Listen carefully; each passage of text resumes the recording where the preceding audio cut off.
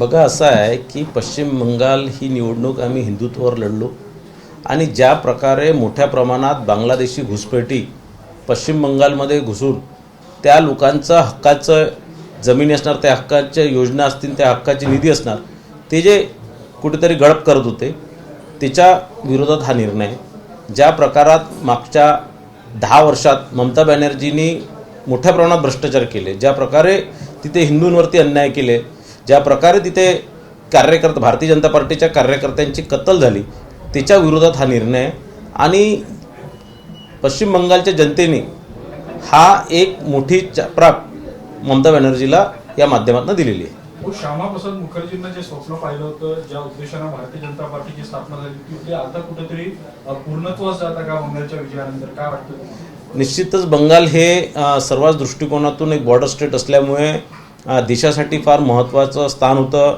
कुठेतरी TMC तिथे असल्यामुळे भारताला धोका होता आणि आज तिथे भारतीय जनता पार्टीची सरकार निवडून आली आणि म्हणून हा धोकासुद्धा टळलेला आहे. आणि याच्यानंतर तिथे त्या भागात जे हिंदू आता याच्यानंतर सुरक्षित राहतील, ज्या मोठ्या प्रमाणात तिथनं हिंदूंचं पलायन होत होतं, तिथे ते कुठेतरी थांबणार आहे. भारतीय जनता पक्षासाठी चॅलेंजिंग राज्यापैकीचं एक राज्य पश्चिम बंगाल होतं. आजच्या निकालाने काय वाटतं की भारताच्या पुढील राजकारणावर याचे काय परिणाम होईल?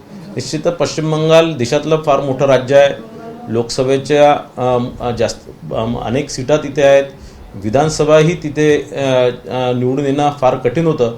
पण तिथे आज ज्याप्रमाणे पश्चिम बंगालच्या लोकांनी भारतीय जनता पार्टीला पसंती दाखवलेली आहे, भारतीय जनता पार्टीच्या मागे एक मोठं मॅन्डेट उभं केलेलं आहे, निश्चितच ही आणखीन एक मोठी सुरुवात आहे. आणि जे मागच्या वेळेस जे आमचं 400 पारचं जे स्वप्न होतं ते निश्चितच पश्चिम बंगालमुळे आता पूर्ण होणार आहे, हे मी आपल्याला खात्रीने सांगू शकतो. राहुरी आणि बारामतीमध्ये देखील दोन्ही जागा तुमच्या खात्यात आलेल्या. राहुरी कर्डिले विजयी झाले आहेत, तिकडे सुनेत्रा. नाही, निश्चितच दोन्ही जागेवर विजय होणारच होता. दोन्ही जागेवर मोठ्या प्रमाणात बारामतीमध्ये अजितदादांबद्दलचं एक प्रेम तिथे लोकांना आहे. ते सुनेत्रा वहिनींवरला आशीर्वाद या माध्यमातून ते देणारच होते. राहुरीलाही त्याच प्रकारे कर्डिलेंवरतीही प्रेम तिथे होतं. एक श्रद्धांजली म्हणून दोन्ही जागेवर लोकांनी मतदान केलं आणि बहुमताने दोन्ही निवडून आले. आणि निश्चितच राज्य सरकारचा मागच्या वर्षभराचा जो कारभार आहे, ज्याप्रमाणे माननीय फडणवीस साहेब सरकारने ज्याप्रमाणे मागच्या 1 वर्षापासून पूर्ण महाराष्ट्राला विकासाकडे नेण्याचं काम केलं, शेतकऱ्यांना मदत करण्याचं काम केलं, सर्व जाती धर्म एकत्र घेऊन काम करण्याचं काम त्यांनी केलेलं आहे, त्याचा हा निकाल आहे. विरोधकांना काय, महाराष्ट्रातले विरोधक जे आहे, कारण एकूणच जिथे सगळ्यात टफ मानलं जातं दक्षिणेत, तिथे भाजपचं यश. महाराष्ट्रातल्या विरोधकांना तुम्ही काय सांगणार या निमित्तानं, उद्धवजींना, काँग्रेसला? नाही, आता असं आहे की मला असं वाटतं की 1-1.5 तासानंतर परत काही ना काही नवीन गाणं त्यांचं सुरू होणार. ते EVM असणार किंवा मतदाराच्या संदर्भात असणार किंवा इलेक्शन कमिशनच्या संदर्भात असणार. कारण कसंही काही निकाल आला भाजपकडे जर कौल आला तर यांचे उत्तर आणि यांचे मीडियामध्ये देणारे बाईट ह्या फिक्स असतात. मागच्या अनेक वर्षाचे जेही बाईट्स निवडणुका तिथे हारल्या आहेत, तिथे त्यांच्या चॅनल पुढे काय बोलायचं हे त्यांना माहीत आहे. तर तोच मला वाटतं घिसीपिटे टेप तेच चालू राहणार आहेत. की एकनाथ शिंदे यांना मुख्यमंत्री करायचं आहे आता, तुम्ही कसं वाटतं? मित्रपक्षात आले तुमच्या ते आता?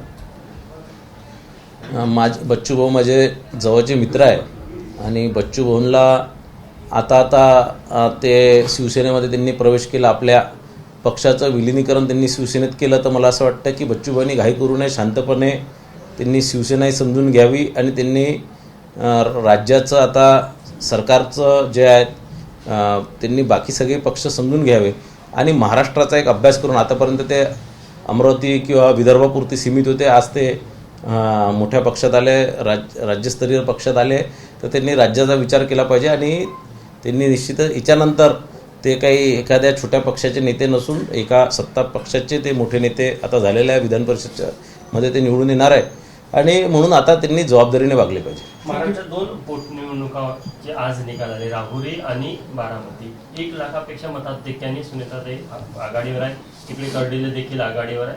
त्याबद्दल नाही, निश्चितच हे दोघेही पोटनिवडणुका या त्या भागातील आमदार म्हणजे अजितदादा असतील किंवा कर्डिले साहेब असतील यांच्या निंदानंतर या निवडणुका झाल्या आहेत.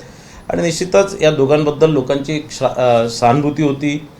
आणि एक राज्याचा मागच्या 1 वर्षाचा जो कारभार माननीय फडणवीस साहेबांच्या नेतृत्वात चालू आहे, तर निश्चितच लोक समाधानी आहे. याचं कुठेतरी महाराष्ट्रामध्ये मागच्या 1 वर्षापासून जो विकास झाला, जे बाकी सगळ्या योजना आल्या आहेत, जे सर्व जाती धर्म सोबत घेऊन जे फडणवीस साहेब काम करतात आहे, त्याचंच एक पावती म्हणूनही लोकांनी यामध्ये मतदान केलेलं आहे. एबीपी माझा, उघडा डोळे बघा नीट.